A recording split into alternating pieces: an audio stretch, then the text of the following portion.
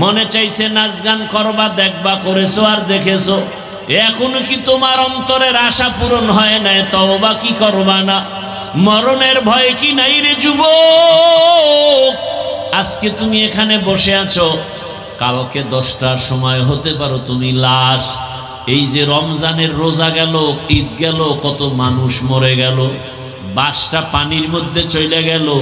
একটা বাচ্চা সাঁতার কাইটা এসে বলে আমার আম্মু পানিতে আটকা আছে, তাড়াতাড়ি আমার আম্মুকে বাসের থেকে নিয়ে আইসা বাঁচাও। আবার এক মহিলা সাঁতার কাইটা আইসা বলে আমার বাচ্চা বাসের মধ্যে আটকানো, আমার বাচ্চাটাকে বাঁচাও। এইভাবে চোখের সামনে দিন দিন বিদায়। এমন কোনো দিন নাই লাশ নাই। কয়দিন আর বাঁচবা? কই চাকরিজীবী, কই বাড়িওয়ালা? বাড়ি পড়ে আছে, বাড়িওয়ালা নাই। চাকরির জায়গা ঠিকই, চাকরি চলতেছে, কিন্তু আগের লোকটা নাই। এইভাবে একদিন বিদায় হতে হবে। আগামীকাল যদি আল্লাহ ডাক দিয়ে আজরাইলের পাঠায় দেয়, ঘুমের ভেতরে ওর জানটা নিয়ে যা।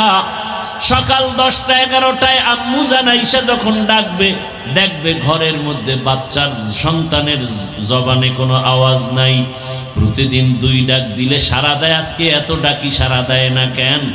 দরজা খুইলা মা সন্তানের হাত, বডির মধ্যে হাতটা টাচ করে দেখে পুরো শক্ত, বরফের মতো ঠান্ডা। মা পাগলনির মতো হয়ে চিৎকার দিয়া বলবে খবর হয়ে গেছে, আমার ছেলেটার দুনিয়ায় বাঁচিয়া নাই।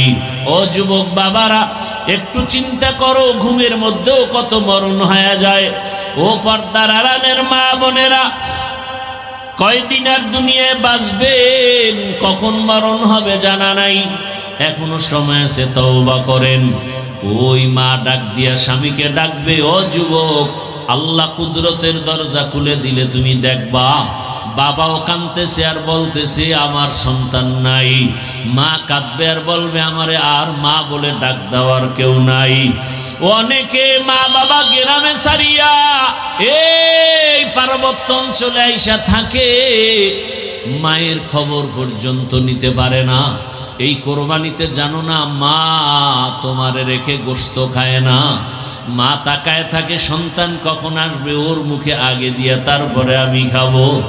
একটা সন্তানের প্রতি মা বাবার এত মায়া, যেগুলো বুঝাবার কোনো ভাষা নাই রে বাবা।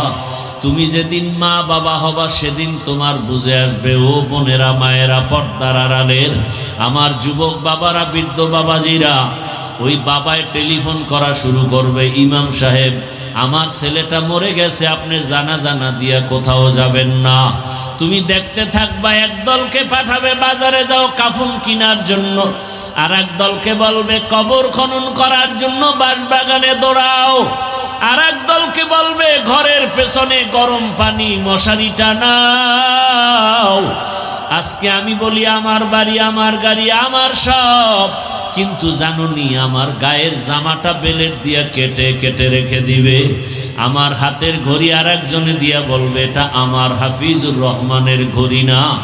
এইভাবে যখন লাশটা তোমার আমার ঘর থেকে নামাইয়া গরম পানি দিয়া গোসল করাইয়া, যখন সাদা কাপনের প্যাকেট বানাইয়া খাটের মধ্যে উঠাবে, এইবার জানাজার ময়দানে নিয়ে যাবে, মা জানালা দিয়া চিল্লায় বলবে আমার বাবারে তোমরা কোথায় নিয়ে যাও? বলবে জানাজা দিয়া চিরবিদায়, আর ঘরে আসবে না, কবরে রাখা হবে। মা বলে বিদায় বেলা শেষবারের মতো একটু চেহারাটা দেখাইয়া দাও, আমার বাবারে জীবনে আর দেখবো না। আমার বাবাই কই? ও আমার যুবকেরা, ওই মা বাবার সাথে বেয়াদবি করিস না। আল্লাহর কসম, ওই মা বাবার দোয়া ছাড়া আমি হাফিজুর রহমান এই চেয়ারে বসতে পারি না রে বাবা। ওই মা বাবার চোখের পানি আর দোয়ার কারণে তুমি টাকার মালিক, বাড়ির মালিক, গাড়ির মালিক, সম্মানের চেয়ারের মালিক। ওই মা বাবার কথা কেমনে ভুলে গেছো? তোমারে পরীক্ষার হলে পাঠাইয়া মা কান্না করে করে দোয়া করছে, আল্লাহ আমার ছেলেটার পরীক্ষায় কামিয়াবি দান করো। তোমার মা কত কান্না করেছে। ওই মা বাবার জন্য কি তুমি এক ফোঁটা চোখের পানি ফেলতে পারবা না? আল্লাহর কাছে 2 ফোঁটা চোখের পানি ছেড়ে দোয়া করো। আর যার মা বাবা বেঁচে আছে এই রত্ন হারাইও না, পাইলেই দেখা হলেই দোয়া চাইও। বাবারে বলিও বাবা মনে কষ্ট নিবা না, জীবনে বহু অন্যায় করেছি। মরে যুবকরা যারা গোপনে গিয়া মায়েরে কাঁদাইছো, কত কষ্ট দিয়েছো, অনুরোধ করি বাসায় যাইয়া মায়ের হাতটা ধইরা ক্ষমা চাইয়া নিও। আর মাকে বলিও মা ওয়াজের প্যান্ডেলে তওবা করে আসছি, আর গুনাহ করব না। কিন্তু দুঃখ, অনেকে কান্না করলো, আমার চোখে পানি নাই, গুনার কারণে আল্লাহ বেজার হয়ে গেছে।